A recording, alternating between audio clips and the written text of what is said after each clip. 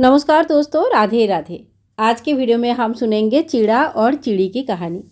इस कहानी को कार्तिक पूर्णिमा के अगले दिन पड़वा के दिन सुना जाता है।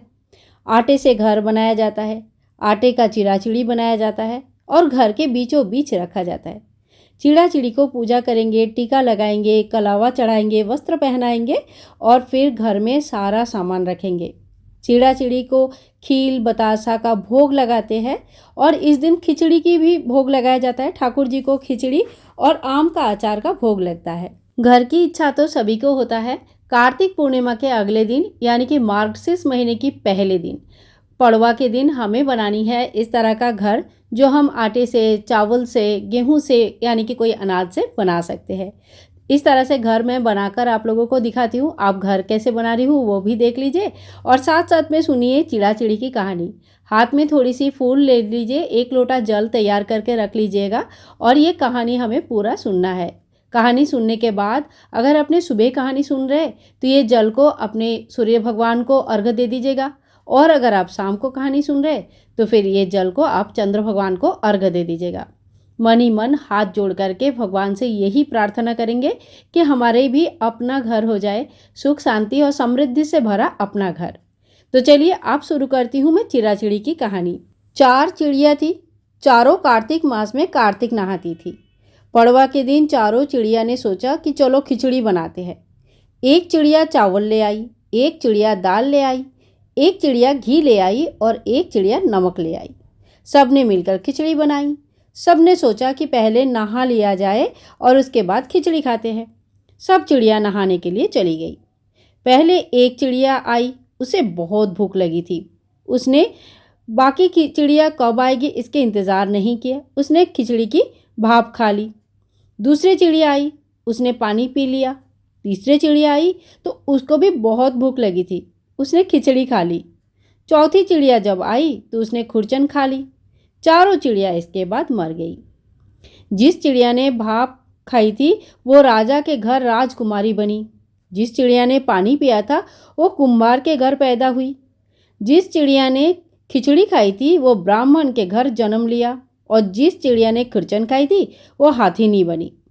कुम्हार की लड़की राजा के यहाँ दासी बनी और ब्राह्मण की लड़की राजकुमारी की सहेली बनी। हाथिनी भी राजा के यहाँ ही रहती थी। राजकुमारी को अपने पिछले जन्म की सारी बातें याद थी। जब राजकुमारी की शादी हुई तो वो ब्याह होने बाद जब जा रहे थे अपने ससुराल तो राजा से बोली कि पिताजी मुझे साथ में अपनी सहेली और दासी चाहिए। पिता ने बोला ठीक है ले जाओ। राजकुमारी ने कहा पिताजी मुझे हाथिनी भी चाहिए। राजा ने कहा अच्छा ठीक है ले जाओ। राजा ने अपने नौकर को भेजा और जाओ हाथिनी को ले आओ, लेकिन हाथिनी उठी नहीं। तब राजकुमारी खुद उसके पास गई, उसके कान में पिछले जन्म की सभी बातें कह दी, जिसे सुनकर हाथिनी तुरंत उठ खड़ी हो गई। राजकुमार ये सब कुछ देख रहा था। उसने कहा कि तुम कौन हो और हाथिनी को कान में क्या कहा, जिसे सुनकर हाथिनी खड़ी हो गई। राजकुमारी ने कोई जवाब नहीं दिया। राजकुमार ने तब बोला कि सच सच बता, नहीं तो तुम्हारा सर काट के धड़ से अलग कर दूंगा। तब राजकुमारी ने राजकुमार को पिछले जन्म का सभी बातें बता दी। राजा ने भी सारी बातें सुन ली और कहा कि कार्तिक मास के में नहाने का इतनी महत्व है तो फिर हम भी जोड़े से कार्तिक नहाएंगे और खूब दान पुण्य करेंगे। हे भगवान, कार्तिक मास के नहाने का पुण्य फल जैसे चिड़ियों को मिला वैसे हम सभी को मिले। तो देखो हमारा घर भी बन के तैयार हो गया है और इसके बाद ही हमें पूरी कहानी सुननी है।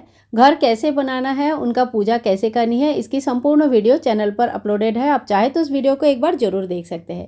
कहानी सुनने के बाद हमें जो जल का लोटा है वो सुबह कहानी सुनेंगे तो सूर्य भगवान को अर्घ्य देना है और शाम को कहानी सुन रहे हैं तो चंद्र भगवान को अर्घ्य देनी है। जिस दिन आप घर बनाएंगे उस दिन इस घर को बने रहना दीजिएगा, अगले दिन इस घर को हमें हटानी है। तो कैसे हम साफ़ करेंगे, तो देखिए जितने भी फूल है वो सारे खाद बन जाता है। तो जैसे हम बाकी पूजा में फूलों को अपने क्यारी में डाल देते हैं या खाद में बना देते हैं, इस तरह से खाद बना लीजिएगा। चिड़ा चिड़ी की वस्त्र और चिड़ा चिड़ी जो आटे का सामान है, ये सारी चीज़ें आप चिड़िया या कोई भी जंतु जानवर को खिला सकते हैं। जैसे गेहूँ वगैरह भी आप किसी चिड़िया को डाल सकते हैं। और अगर आपने आटे से या चावल से घर बनाया है तो वो भी आप चिड़िया को डाल सकते हैं। मछली के लिए छोटे छोटे गोला बनाकर भी आप जो जल होता है नदी या पुकुर का उसमें भी डाल सकते हैं। साथ ही में जो हमने घर में भोग प्रसाद चढ़ाया था, ये भी अगर आपने कोई कटोरे में ज़्यादा परिमाण में चढ़ाया है तो अपने घर के लोगों को आप बांट सकते हैं। और थोड़ी थोड़ी खील बतासा अगर सभी रूम में जो रखा है वो चिड़िया को आप डाल दीजिएगा। जो 1 लोटा जल रखा था हमने जल का स्रोत के हिसाब से वो जल हम किसी पौधे में डाल देंगे। और दिया अगर मिट्टी का प्रज्वलित किया है तो उसको आप चाहे तो धोकर तपाकर दोबारा केरू मिट्टी से लिप कर नया बना सकते हैं। नहीं तो आप दोबारा इनको यूज़ अगर नहीं करना चाहते हैं तो आप इनका भूमि विसर्जन कर दीजिए। मिट्टी का है, मिट्टी में मिल जाते हैं। तो इसी तरह से हमें चिड़ा चिड़ी की घर बनानी है, कहानी सुननी है और दिल में पूरा विश्वास लेके जो इस कहानी को सुनते हैं, घर बनाते हैं और उसी हिसाब से कड़ी मेहनत भी करते हैं अपने घर को पाने के लिए, उनकी इच्छा भगवान जरूर पूरी करते हैं। केवल मात्र घर बना के कहानी सुनने से कुछ नहीं होता है। हम सभी को पता है कि विश्वास के साथ साथ कर्म भी होता है और कर्म ही है जो हमें फल देता है। आई होप आज के वीडियो आप लोगों के लिए हेल्पफुल है और अगर वीडियो में कुछ भी क्वेश्चन है तो आप ज़रूर पूछ सकते हैं। इस दिन खिचड़ी के जो भोग ठाकुर जी के लिए बनाया जाता है, ठाकुर जी को जो भोग दिया जाता है उसका भोग आप चाहे तो बाद में किसी को दान भी कर सकते हैं, घर के लोगों को खिला भी सकते हैं। इस दिन खिचड़ी के एक्चुअली दान करना बहुत अच्छा माना जाता है। आप सूखी खिचड़ी यानी कि चाल और दाल भी किसी को दान कर सकते हैं। तो आज के लिए इतना ही, मिलूंगी नेक्स्ट वीडियो में। तब तक के लिए हरे कृष्णा, राधे राधे।